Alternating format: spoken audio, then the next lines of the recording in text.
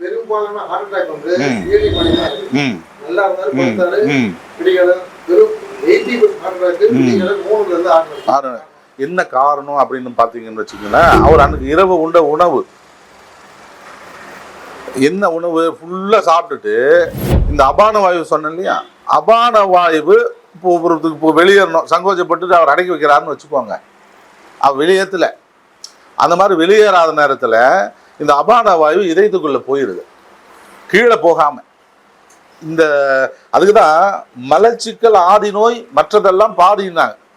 இந்த மலச்சிக்கல் பற்றி வாழ்வு நல்லா தானே இருந்தது, வாழ்வழி இடம் எதுக்கு அடைச்சது? நமக்கு என்ன கலப்படமான ரத்தமாக ஓட்டுறீங்க உள்ள? இப்போ கலப்படமான ஒரு பெட்ரோல், கலப்படமான ஒரு எண்ணெய் அப்படி சொல்லலாம். இதில் கலப்படம் எப்போ வந்துச்சு? நம்ம என்ன உணவு சாப்பிட்டோமோ அதில் இருக்கக்கூடிய கழிவுகள், கொழுப்புகள், உப்புக்கள் இதெல்லாம் வெளியேறலை. ஒழுக்கமாக வெளியேறாத பொழுது, மலச்சிக்கலோடு இருக்கும் பொழுது தான் அந்த அபான வாயுவினுடைய பிராணவாயு குறைஞ்சி போயிடுது. எப்போ இந்த 3:30 மணிலேருந்து 6 மணிக்கு என்ன ஆகுதுன்னா, காஸ்மிக் எனர்ஜி காற்றோடு கலக்குது. அப்போ காற்று அடர்த்தி ஆகுது. காற்று அடர்த்தி ஆகும் போது பிராணவாயு எனக்கு கம்மியாக இருக்குது, அது சுவாசிக்க முடியல. அபான வாயுனுடைய தாக்கம் அதிகமாக இருக்கிறதுனால அந்த பிளட் வெசல்ல போய் லாக் பண்ணுது. ஆமா, அந்த ஹார்ட் அட்டாக் வர்றதுக்கான காற்றினுடைய டென்சிட்டி, அந்த டென்சிட்டி கூடுது. அப்போ நான் விழித்திருந்து அந்த டென்சிட்டி நான் ரிசீவ் பண்ணணும்னா என்னுடைய செல்களுக்கு அதுதான் பேட்டரி. கோடிக்கணக்கான செல்கள் நம்ம உடம்புல இருக்கு. அந்த செல் சார்ஜ் எப்போ பண்ணிக்க முடியும் அப்படின்னு சொன்னால் 3:30 மணிலேருந்து 6 மணி வரைக்கும் நம்ம சார்ஜ் பண்ணிக்கலாம். இப்போ நீங்கள் காய்கறி கீரை விற்கிற லேடிஸ்லாம் பாருங்கள், 80 வயசுக்கு கிழவி கீரை வித்துட்டு இருக்காங்களா இல்லையா? நமக்கு முடியுதா எப்போவது? அந்த மாதிரி முடியலையே. காரணம் என்னன்னா, அந்த விடிய கால காற்றை யாரெல்லாம் சுவாசிக்கிறோமோ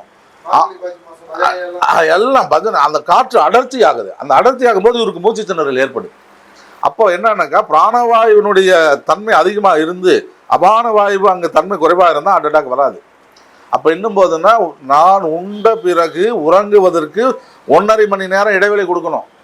உண்பதற்கும் உறங்குவதற்கும் 1.5 மணி நேரம் இடைவெளி கொடுக்கணும். சாப்பிட்ட உடனே போய் படுக்கக்கூடாது. உண்ட பின் 1 மைல் நட, ஒரு பழமொழி சொன்னாங்க. 1 மைல் நம்ம நடக்க வேண்டியது இல்லைனாலும் 1.5 மணி நேரம். அப்போ நான் 8-9 மணிக்கு சாப்பிட்டேன்னா 10:30 மணிக்கு படுத்துக்கலாம். 10:30 மணிக்கு சாப்பிட்டு 10:45 படுத்தக்கூடாது. இந்த காற்று கன்ஃபியூஸ் ஆகுதுங்க. நான் தூக்கத்துக்குமாக வேலை செய்யட்டுமா, உணவுக்காக வேலை செய்யட்டுமா? அப்போ நாம் கன்ஃபியூஸ் கொண்டு வந்துடுறோம் அந்த இடத்துல. அப்போ உண்பதற்கும் உறங்குவதற்கும் 1.5 மணி நேரம் இடைவேளை கொடுத்தோம்னா ஹார்ட் அட்டாக் வராது. எல்லாருமே எபவ் 40 நீங்கள் இரத்த குழாய் மாரடைப்பு நீங்கள் அதிகமாக ஏற்படுது ஆஃப்டர் கொரோனா. இதுக்கு 2 டெஸ்ட்டு பற்றி நான் சத்தியம் டிவி லைவில் பேசினேன். ஏன்னு கேட்டிங்கன்னா, இந்த சிஆர்பி, சி ரியாக்டிவ் ப்ரோட்டீன் நம்ம பிளட்டில் எவ்வளோ இருக்குது அப்படின்னு சொல்லி இன்னும் ஒரு டெஸ்ட் எடுக்கணும். டி டைமர் அப்படின்னு ஒரு டெஸ்ட் எடுக்கணும். இந்த 2 டெஸ்ட்டை பற்றி விழிப்புணர்வு மக்கள் மத்தியில் இல்லை. டி டைமர்ங்கிறது ரத்தம் எவ்வளோ உரையுங்கிற கெப்பாசிட்டி சொல்லிடும்.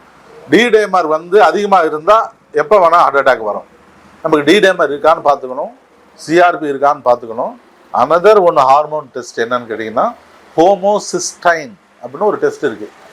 இந்த ஹோமோசிஸ்டைன் அளவு அதிகமாக இருந்தால் பக்கவாதம் ஏற்படும், ஹார்ட் அட்டாக்கும் ஏற்படும். எனக்கு ஹோமோசிஸ்டைன் அளவு நார்மலாக இருக்கா குறைவாக இருக்கான்னு நான் தெரிஞ்சுக்கலாமா வேணாமா?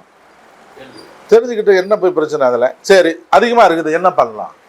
அயன் ஃபோலிக், அதுக்கு மருந்து ஃபோலிக் ஆசிட், அது சாப்பிட்டுட்டு வந்தோம் அப்படின்னு சொன்னால் 2 என்சைம் நியூட்ரல் ஆகி நமக்கு ப்ரிவெண்ட்டாக ஊட்டச்சத்து மருத்துவத்தில் இது வருது. இந்த விழிப்புணர்வு இல்லாதனால இன்றைக்கி ஹார்ட் அட்டாக்கினுடைய ரேஷியோ அதிகமாகுது. உணவு பழக்கத்தில் விழிப்புணர்வு இல்லாதனால நோய்களுடைய பட்டியல் பெருகுது. ஆகவே இதெல்லாம் புரிஞ்சு நம்ம லைஃப் தான் அப்படி ஆயிடுச்சு, நம்முடைய சந்ததிகளுக்காவது நல்ல ஒரு பழக்கங்களை கொடுக்கணும் அப்படிங்கிற மாதிரி. இந்த செல்ஃபோன் வந்ததுக்கு முன்னாடி டோட்டலாக எல்லாம் கம்ப்ளீட்டாக மாறி போச்சு. அதனால் இரவு தூக்கங்கிறது எப்போன்னு தெரியல. அப்போ ஒளி பார்த்தா தூங்கிடுவோம். ஞாபகம் இருக்கா உங்களுக்கு? ஒளி பார்த்தா தூங்கிடுவோம். செல்ஃபோன் வந்துச்சு, எப்போ தூங்கலான்னே தெரியல. அப்போது இயற்கையோடு ஒன்றி வாழும்போது ஆரோக்கியம், இயற்கை மீறி வாழும்போது ஆரோக்கிய கேடு. அதனால் ஆரோக்கிய கேடு இல்லாமல் இயற்கையோடு ஒன்றி வாழ்ந்து இயற்கையை நேசிப்போம். நலம் பெறும்.